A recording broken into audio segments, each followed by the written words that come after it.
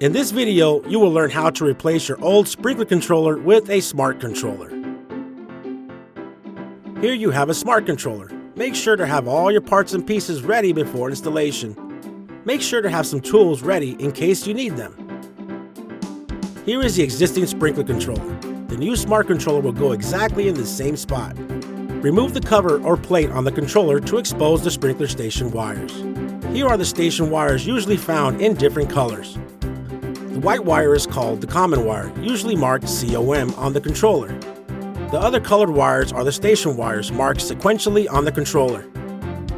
Before disconnecting your wires, make sure to label them by using pre-made numbered labels, or you can make your own. Now disconnect the common wire first. Then disconnect the station wires in order and make sure to label them. As you can see, each wire has been labeled in the order they were removed from 1 through 4. Now, remove the controller from the wall and disconnect the power supply. To mount the new smart controller, make sure you mark where the new screws or mounting plate will go. Make sure to mount it securely. Now, connect your existing wires back in the corresponding places. Common wire to COM, station 1 to 1, station 2 to 2, and so on. This is the sensor for the controller. The sensor could be wireless like this one, or it can be hardwired in.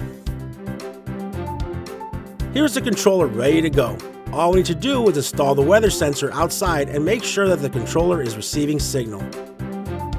Place the weather sensor on an eave, not on the roof, where it will get the most representative weather conditions for your property, and have the rain sensor exposed.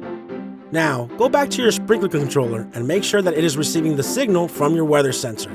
If it is, you are ready to start watering smartly.